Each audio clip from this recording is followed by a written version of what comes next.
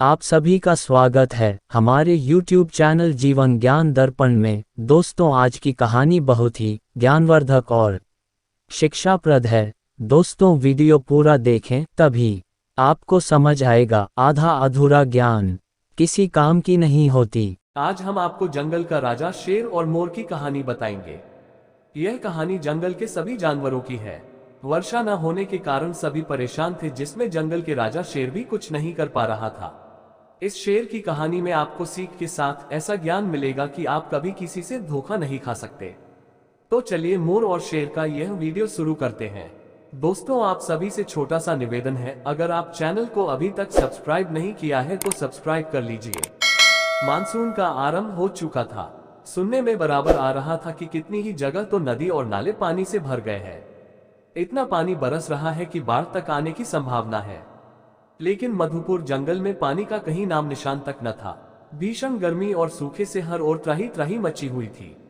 सब जानवर गर्मी से परेशान थे। एक दिन जानवरों ने एक सभा की। जंगल के राजा शेरसिंह शेर ने ज्योतिषाचार्य पंडित उछलराम कुदराम बंदर से पूछा, ज्योतिषी जी, आखिर बात क्या है? हमारे ही जंगल में पानी क्यों नहीं बरस रहा है? पंडित उछलराम कुदराम ने माथे पर बल डालते हुए कहा, महाराज, बिना आपके हाथ की रेखाओं को पढ़े भला मैं कैसे कुछ बता सकता हूँ। राजा शेरसिंह शेर ने अपनी हथेली झाड़ी और ज्योतिषी जी के आगे कर दी। एक पल के लिए तो ज्योतिषी जी के प्राण ही निकल गए। सोचा कहीं शेर का पंजा उन पर पड़ा तो बस। इधर ज्योतिषी जी ने महाराज के हाथ की रेखाएं पढ़ी, उधर सभी में खलबली मच गई। युवा वर्ग के जानवरों ने शोर मचाना शुरू कर दिया। ज्योतिषी बकवास करता है, आखिर मौसम विभाग इस बात का पता क्यों नहीं करता है? मौसम विभाग के विशेषज्ञों चातक और पपीहा को मानसून के बारे में खोज करनी चाहिए। राजा शेर ने मौसम विभाग के अधिकारी चातक और पपीहा को आदेश दिया कि वे मानसून के बारे में पता करें। साथ ही पंडित उछलराम कुदराम से भी कहा कि वह अपने ज्योतिष के आधार पर यह बताए कि मानसून क्यों नहीं आ रहा है। ज्योतिषाचार्य ने बताया, महाराज, आपके राज्य में अशांति बहुत बढ़ गई है। लोगों पर अत्याचार बढ़ गया है। यह सब शनिदेव का प्रभाव है। शनिदेव का प्रभाव अभी आरंभ हुआ है। 7.5 वर्ष तक इसका प्रकोप है। 7 दिन के पूजन से ही इस ग्रह से शांति मिल सकती है।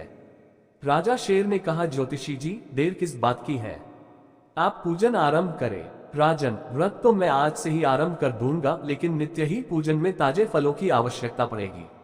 राजा चिंतित हो उठे। चारों ओर सूखा पड़ा है, फल कहां से आएंगे?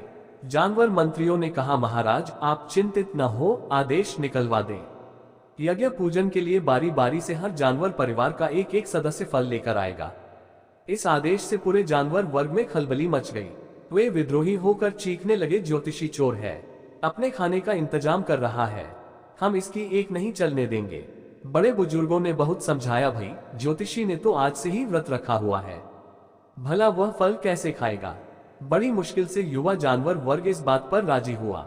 सभी जानवरों को उम्मीद थी कि ज्योतिषी जो इतने विधि विधान से गुफा के अंदर भूखा प्यासा पूजन कर रहा है, उससे पानी अवश्य बरसेगा। लेकिन पूजन का 8वां दिन भी हो गया, पर आकाश में बादलों का कहीं नाम निशान तक नहीं दिखा। सभी जानवर बौखला उठे। गुफा का द्वार खटखटाया। सभी चीख रहे थे, निकालो ज्योतिषी को। हम मेहनत से कड़ी धूप में जा जाकर फल लाते रहे और यह डकारता गया। गुफा का दरवाजा जब खोला गया, तब देखा वहां ज्योतिषी पंडित उछलराम कुदराम का कहीं नाम निशान तक नहीं था। राजा शेर इस बात से बहुत नाराज हुए। मौसम विभाग में भी जोर शोर से काम आरंभ हो गया था। एक दिन ताड़ी के नशे में झूमते हुए भालू काका आए। बोले, अरे, बारिश ऐसे कैसे आएगी? उल्टा जमाना है, कोई उल्टा काम करो। ऐसा है कि मोर को नचाओ, आकाश में अपने आप बादल छा जाएंगे। सभी जानवर खिलखिलाकर हंस पड़े। हाथीमल ने सूंड फटकारते हुए कहा, मोर बादल को देखकर नाचता है या मोर का नाच देखकर बादल गिराते हैं? जंगल के राजा को समझते देर न लगी कि भालू की तरकीब ही कारगर साबित हुई है। भालू काका की बात सबको जच गई, लेकिन बिना बादल के मोर के पैरों में भला थिरकन कैसे आती? काफी माथापच्ची करने के बाद युवा जानवरों ने भेड़िया कुमार के साथ मिलकर तरकीब निकाली। पेड़ों के पीछे आग जलाई, उससे धुआं उठा। मोर ने धुएं को बादल समझा, उसके पैर थिरकने लगे। मौका देखकर कोयल ने गाना शुरू कर दिया और मोर जोरों से नाचने लगा।